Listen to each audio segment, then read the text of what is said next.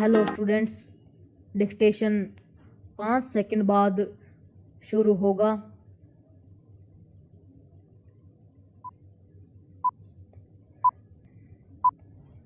Start.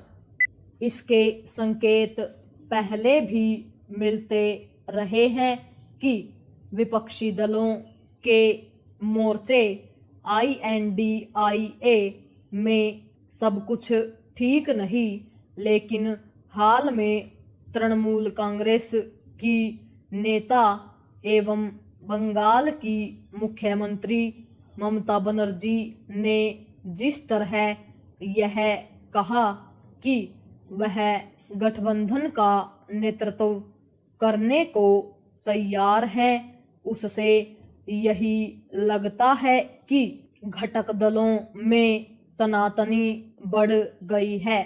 Mamata Banerjee ने केवल यही नहीं कहा कि वह गठबंधन की कमान संभालने को तैयार है, बल्कि यह भी दावा किया कि उन्होंने ही तो इस गठबंधन को बनाया है।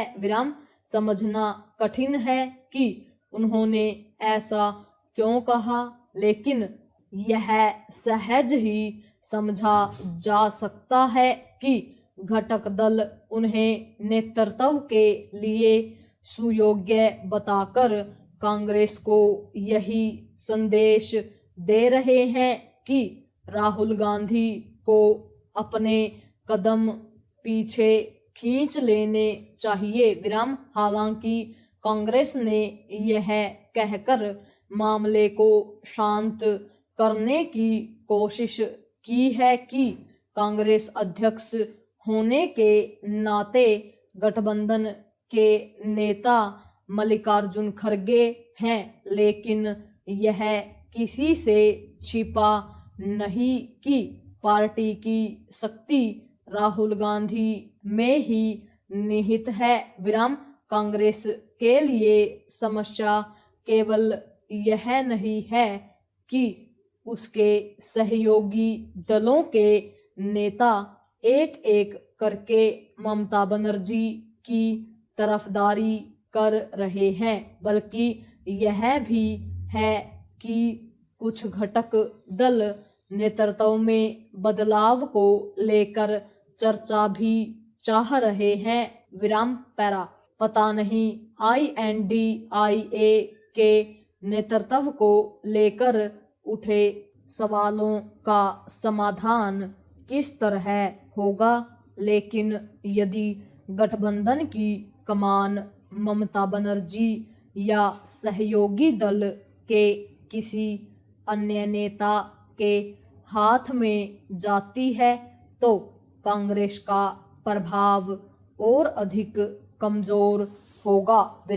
वह पहले से ही घटक दलों के दबाव का सामना कर रही है। घटक दल कांग्रेस को यह नसीहत देते रहे हैं कि उसे सहयोगी दलों को सम्मान और स्थान देने के लिए कम से कम सीटों पर चुनाव लड़ना चाहिए।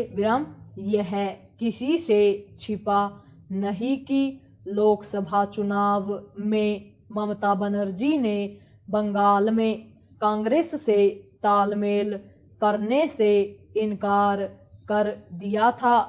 अब वही गठबंधन की कमान संभालने की इच्छा प्रकट कर रही हैं।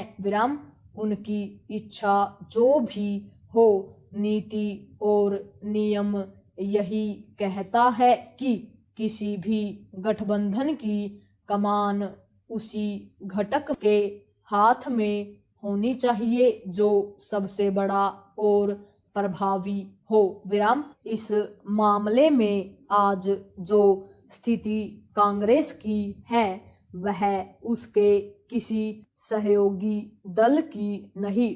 कांग्रेस अपनी तमाम कमजोरियों के बाद भी राष्ट्रव्यापी प्रभाव वाला राजनीतिक दल है विराम। यदि कांग्रेस के हाथ से गठबंधन की कमान गई तो सहयोगी दल उसे और अधिक किनारे लगाने का ही काम करेंगे विराम। चूंकि कांग्रेस के अधिकांश सहयोगी दल उसकी राजनीतिक जमीन हथियाकर ही उभरे हैं, इसलिए वे उसके स्वाभाविक सहयोगी नहीं कहे जा सकते विराम। वास्तव में इसी कारण उनके बीच खटपट होती रहती है विराम। इस खटपट की एक वजह यह भी है कि INDIA को संचालित